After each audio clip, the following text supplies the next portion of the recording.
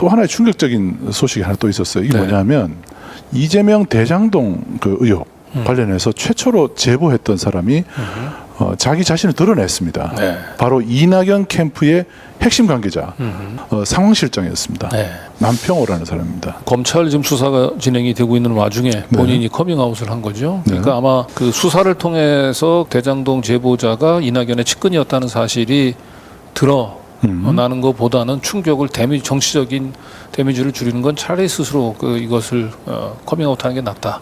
아마 벼랑 끝에 몰려 있었을 거예요. 본인이 남평호 씨가 본인 스스로 얘기 안 했으면 아마 검찰 수사를 통해서 밝혀졌을 거로 보여지고요. 네. 근데 별로 사실상 우리는 뭐 크게 놀랍지는 않았어요. 왜냐하면 예상했죠. 예, 우리가 이제 그 동양대 그 최성해의 입에서 굉장히 깜짝 놀랄 만한 얘기. 이낙연이는 조국이를 친 사람이야. 이낙연이 내한테 고맙다고 연락해 준 사람이야. 고맙다고 연락이 왔다고요? 그럼 조국 사태 끝나고 나서요? 조국 사태 딱 터지고 얼마 있다가 이낙연은 조국을 친 사람이야. 그러면서 그 이낙연 쪽에서 자기한테 메신저를 이제 보내서 보낸 것처럼 얘기를 했었죠. 네. 그 메신저로서의 이제 역할을 했었던 걸로 가장 의심받는 사람이 바로 이 남평호였고, 인가요? 네, 이 그렇군요. 남평호 씨가 그 저하고 통화에서 또 스스로 최성해하고 통화를 접촉한 사실을 시인을 했어요. 아하. 네. 이분은 조국 사건에 대한 제보자이면서 이걸 이렇게 또 이런 걸로도 연결됩니까?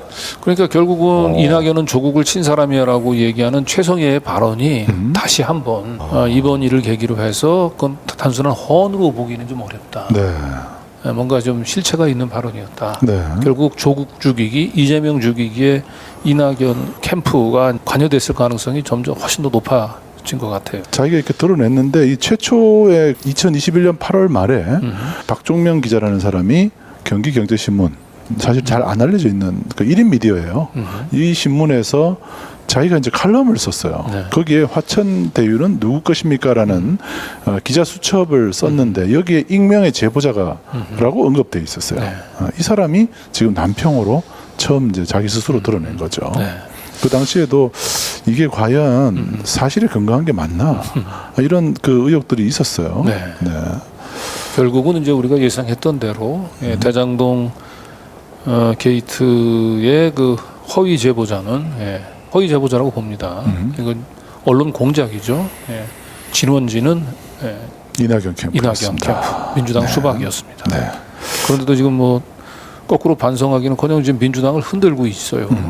그리고 그 이낙연의 이제 부하 내동해서 지금 이재명의 사법 리스크를 얘기를 하면서 민주당 수박들이 본인들이 사실 민주당의 가장 큰 리스크인데도 불구하고 거꾸로 이재명이 마치 민주당의 가장 큰 리스크인 것처럼 저러고 있죠. 네. 그 사실 대선 직후에 제가 그 이 박종명 기자를 인터뷰를 한 적이 있어요. 3월 중순 무렵인데 직접 만나서 하나하나 물어봤습니다. 그때 이재명 후보 캠프에서 혹시 그게 왔는 건가요? 이재명 캠프에서는 안 나왔죠. 그죠? 그러면 이낙연 캠프인가요? 그것도 장담 못하죠. 제보자가 이낙연 캠프인가요?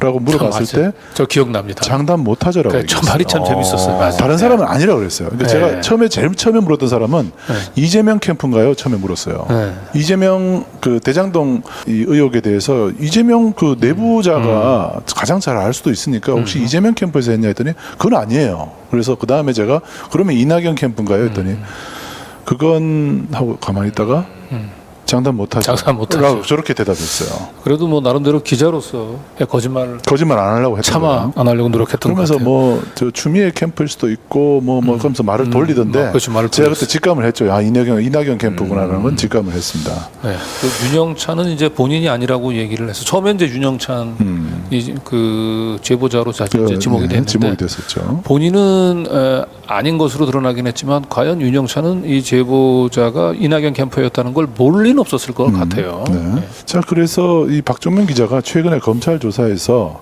이낙연 최측근 제보 사실을 이미 5일 전에 밝힌 적이 있어요. 아, 오늘 그랬군요. 남평호 씨가 저런 얘기를 하게 된 것도 박종명 기자가 검찰 참고인 조사에서 남평호 씨를 언급했을 가능성이 있습니다. 그러다 보니까 이제 검찰에서 이낙연 최측근이다.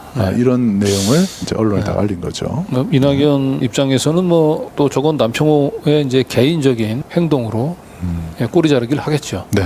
나는 모르는 일이라고. 아무튼 이낙연 캠프의 상황 실장을 했던 사람이 박종명 기자한테 제보를 했다는 것은 기자한테 제보를 했다는 것은 누가 봐도 이낙연과 무관하지 않죠. 네.